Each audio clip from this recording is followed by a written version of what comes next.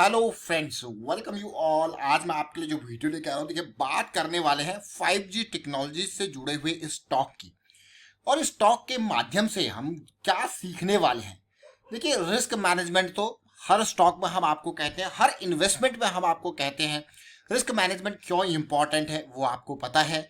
और क्योंकि stock market investment और सब्जेक्ट टू मार्केट रिस्क, तो आपको पता ही है कि सबसे पहली प्रायोरिटी जो होनी चाहिए, जो आपकी कैपिटल है, जो प्रेशियस कैपिटल मैं कहूंगा, उसको बचाना आपकी प्राथमिकता यानी कि प्रायोरिटी होनी चाहिए हमेशा। और उसके बाद देखिए एक इंपॉर्टेंट पार्ट, लॉस हमेशा आपके कंट्रोल में है। प्रॉफिट आपके कंट्रोल में हो ना हो, लेकिन लॉस आपके कंट्रोल में है, इस चीज को याद रखें। लॉस आपको उतना ही होगा जितना आप चाहोगे। समझ लो इस पार्ट को, थोड़ा बहुत प्लस माइनस ऊपर नीचे हो सकता है, लेकिन जो भी है आपके कंट्रोल के अंदर है लॉस, इसको समझ लीजिए। तो इसके लिए मैं कहूंगा कि प्रॉफिटेबिलिटी मार्केट के ऊपर है और लॉस आपके ऊपर है। तो चलिए समझते हैं इस 5G टेक्नोलॉजी वाले शेयर के साथ गोल को समझने की, हम किस गोल की बात कर रहे हैं उसको समझेंगे। और आगे बढ़ने से पहले मैं आपको बता दूंगा, आपने अब तक चैनल को सब्सक्राइब नहीं किया तो जल्दी से सब्सक्राइब कर ले, बेल आइकन को प्रेस कर ले, जिससे आपको नोटिफिकेशन आती रहेगी। और प्राइस एक्शन की प्रैक्टिस करते रहे, सीखते रहे। और रिस्क मैनेजमेंट के बारे में देखिए, अगर आप सीख रहे हो, समझ गए इस चीज को, तो मैं यही कहूंगा कि अपने सराउंडिंग में, फ्रेंड सर्कल में, फैमिली सर्कल में रिस्क मैनेजमेंट के बारे में जरूर थोड़ा सा अवेयरनेस आपका फर्ज बनता है। खास करके मार्केट में अगर कोई इन्वेस्ट करता है तो उसको ये समझा दे कि रिस्क मैनेजमेंट कितना इंपॉर्टेंट यहाँ पे है। तो सीधे आपको लेके चलता हूं, मैं जिस स्टॉक की बात कर रहा हूं उसका नाम है तेजस नेटवर्क्स लिमिटेड। सेकंड टाइम आज हम इसकी वीडियो अभी क्रिएट कर रहे हैं। अभी कुछ दिन पहले, मैं कहूंगा 10 दिन पहले हार्डली, हमने इसकी वीडियो एक क्रिएट की थी।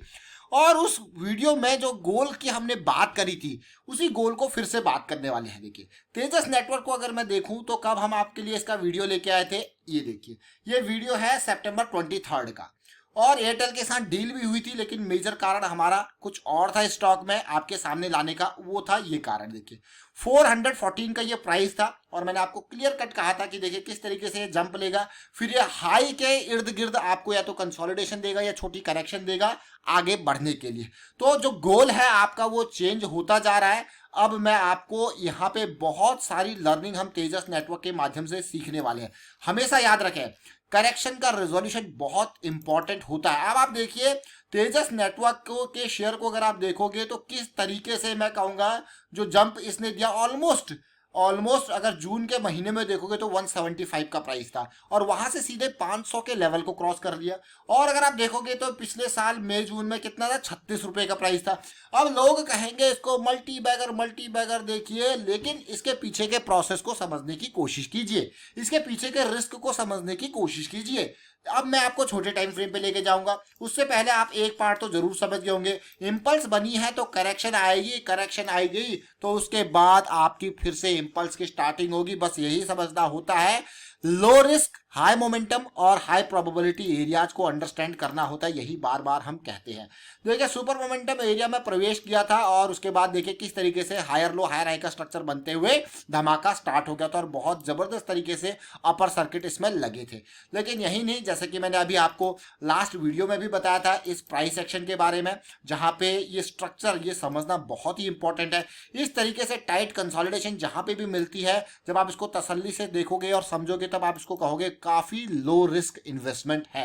लो रिस्क इन्वेस्टमेंट में क्यों आपको कहता हूं कि इंपॉर्टेंट होती है, लो रिस्क के साथ साथ हाई प्रोबेबिलिटी। अगर मैं इस एरिया की बात करूं, this is low risk high probability, और ये एरिया की बात करूं तो this is again low risk high probability. आप देख सकते हो इस टाइट कंसोलिडेशन एरिया को, उसके बाद सीधे बड़ा धमाका यहां पे हुआ। लेकिन जैसा कि मैंने आपको कहा कि गोल, देखिए बहुत सारे लोगों को यही पता नहीं होता कि कौन सा टाइम फ्रेम उन्हें पिक करना चाहिए इन्वेस्टमेंट के लिए, ट्रेडिंग के लिए, क्योंकि उनको अपना गोल क्लियर नहीं होता। सबसे पहले मैं आपको बता दूं, जिस तरीके से हम आपके लिए monthly, weekly, daily, hourly, 15 minute, 5 minute, 1 minute, अलग अलग टाइम फ्रेम की हम बात करते हैं।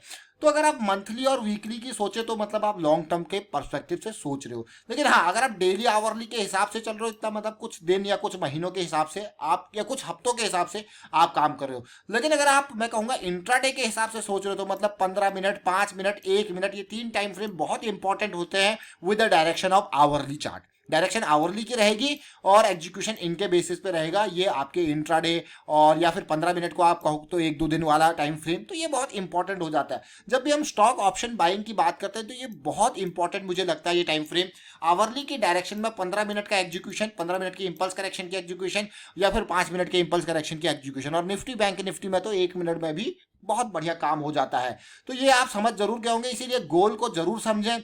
गोल आपको एक बार क्लियर हो जाता है तो उसके बाद रिस्क क्लियर होता है, और रिस्क क्लियर हो जाता है तो उसके बाद फिर आप एंट्री एग्जिट प्रॉपरली प्लान कर सकते हो। अब ये देखिए, ये आपका डेली टाइम फ्रेम है। अब डेली टाइम फ्रेम में जैसा कि मैंने आपको कहा, मूविंग एवरेज से बहुत दूरी यहाँ पे जब हो जाती है तो definitely there is a risk associated with that particular time frame. तो आपको छोटे टाइम फ्रेम में देखना है, जैसे अभी वीकली और मंथली में आप देखोगे कि तो मूविंग एवरेज से काफी दूरी बन गई है। लेकिन ये देखिए, अब मैं सितंबर 23 को जब इसका वीडियो लेके आया था तो ये प्राइस था और यहाँ पे ये आपका रिस्क एरिया था, तो इसीलिए ये सितंबर में हमारी रडार में आया और उसके बाद आप देख सकते हो कि कैसे इसने धमाका दिया। और जैसा कि हमने पहले भी कहा था कि इस एरिया को अगर पार करना है तो क्या चाहिए इस एरिया में, चाहे वो पुल बैक आए चाहे वो कंसोलिडेशन आए, तो आप देख सकते हो क्या आई, पुल बैक के बाद फिर धमाका हुआ।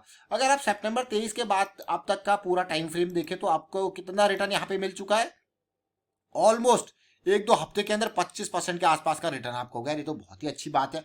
तो ये सारी चीजें जब तक आपको क्लैरिटी नहीं होती गोल्स की तो ये चीजें भी क्लियर नहीं होती। यहाँ पे जब आप एंटर कर रहे थे, चाहे मैं कहूंगा आपको 416 पे मौका ना मिला हो, 430 के अराउंड आपको मौका मिला होगा, और ये आपका बिल्कुल डीप रिस्क यहाँ पे इसके हिसाब से तो आपको यार बहुत ही इंपॉर्टेंट बात। अभी इसी चीज को अगर मैं छोटे टाइम फ्रेम पे लेके जाऊं, क्योंकि वो आपकी जो करेक्शन, अगर ये डेली की करेक्शन को आपको समझना है तो जाइए 1-2 टाइम फ्रेम छोटे में आप समझिए। ये देखिए सिचुएशन कैसे बनी यहाँ पे। अब आप कहोगे यार ये तो बहुत ही इंपॉर्टेंट प्राइस चैनल बनता हुआ दिखा। अब देखिए प्राइस चैनल को आपको थोड़ा सा और बेटर पिक्चर जो है वो क्लियर होती रही है। देखिए वहाँ पे ये चैनल ब्रेक हुआ था और सीधे अपर सर्किट मारा था, इसीलिए हम आपके लिए वीडियो लेके आए थे कि भैया ये करेक्शन जो है रिजॉल्व होती हुई दिख रही है। अगर आप तसल्ली से इस चीज को समझने की कोशिश करोगे तो आपको देखने को मिलेगा कि जो हायर हाई हायर लो का स्ट्रक्चर बनता हुआ दिख रहा था वो यहाँ पे हायर लो ये पार होता हुआ दिख रहा है, जो कि बहुत इंपॉर्टेंट है। इसीलिए ये जो है ये एरिया आपके लिए और भी इंपॉर्टेंट, क्योंकि ये अपर सर्किट वाला स्टॉक है तो इसको आप देखोगे 5G टेक्नोलॉजीज की तो बात है ही है, लेकिन अपर सर्किट वाला स्टॉक अगर पिछली बार के अपर सर्किट को आप देखोगे तो सीधे 180 से अपर सर्किट लगते गए और सीधे 400 तक अपर सर्किट ने थमने का नाम नहीं लिया, और अभी देखिए फिर से अपर सर्किट लग गए। तो ऐसे स्टॉक में जहां पे अपर सर्किट और लोअर सर्किट लगते हैं एक रिस्क भी एसोसिएटेड होता है। वो ये होता है कि अगर आप टाइम पे एग्जिट ना लो तो जब लोअर सर्किट लगते हैं तो फिर आप निकल नहीं पाते हो। समझ रहे हो इस बात को, आप निकल नहीं पाते। तो इसमें एक, क्योंकि ये लिक्विड, मैं कहूँगा ये लिक्विड स्टॉक्स नहीं है जहाँ पे आप इजीली खरीद फरोख्त कर पाओ, और आप देखिए अगर एंट्री करो तो एंट्री भी नहीं कर पा रहे हो। यहाँ पे देखिए बिल्कुल अपर सर्किट लगने लग गए। तो इस तरीके के स्टॉक्स में थोड़ा सा इन्वेस्टमेंट में मैं कहूँगा कटौती करनी चाहिए, थोड़ा सा पोजिशन साइज जो है रिस्क के बेसिस पे कम रहना चाहिए। और अगर मैं इसी सिचुएशन को आपको आवरली के RSI चार्ट पे लेके चलूंगा तो पिक्चर देखिए कैसे क्लियर हुई। अब इस करेक्शन को ही अगर आप तसल्ली पे आवरली पे समझोगे तो यहाँ पे जाके पिक्चर आपकी, ये देखिए सब तक क्या चल रहा था, लोअर हाई लोअर लो की सीरीज चल रही थी। देखिए यहाँ पे क्या बना, हायर लो, और सीधे यहाँ पे हायर हाई बन गया। तो इसीलिए ये आपके सामने इसी टाइम पे आपके लिए वीडियो लिखा है, क्योंकि पूरा का पूरा जो प्राइस का स्ट्रक्चर बना हुआ था वो हमारा एग्जिस्टिंग स्ट्रक्चर ब्रेक हुआ था। ब्रेक होने के बाद ये करेक्शन आपके लिए इंपॉर्टेंट थे। आप देखिए उसके बाद क्या सिचुएशन आई।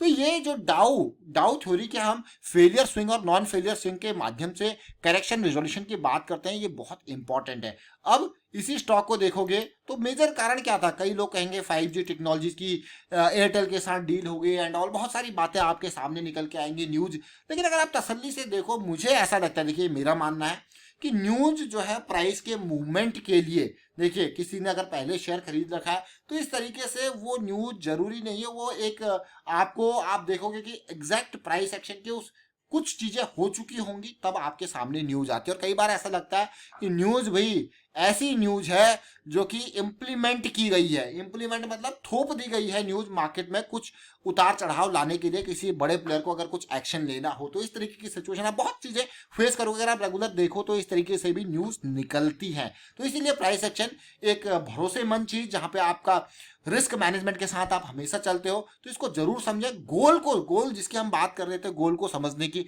उसको अगर आप समझने लग गए धीरे धीरे तो पिक्चर क्लियर हो जाती है, और रिस्क को अगर आप मैनेज करने लग गए तो पिक्चर और ज्यादा क्लियर हो जाती है। क्योंकि रिस्क मैनेजमेंट के माध्यम से आप कभी भी बड़े लॉस को बड़े लॉस को अपनी जेब में नहीं रखोगे। बड़े लॉस को, बड़ा लॉस बड़ा बनने से पहले आप उसको काट दोगे, उस लॉस को काट दोगे ताकि आप अपनी कैपिटल को बचा पाओ। तो चलिए फिलहाल वाइंड अप करता हूँ उस वीडियो को। उम्मीद करता हूँ समझ में आपको जरूर आएगा। पुराना वीडियो 23 वाला ये वीडियो जरूर देखें, इसके माध्यम से आप बहुत कुछ आपको सीखने को मिलेगा, कैसी सीरीज बन रही थी। और मैं यही कहूँगा, प्रैक्टिस करते रहें, साथ के साथ आपका जो काम है, जो फर्ज है, जो मैंने आपको दिया है, रिस्क मैनेजमेंट के बारे में जरूर अवेयरनेस फैलाते रहें, एजुकेशन फैलाते रहें। And thank you for watching the video.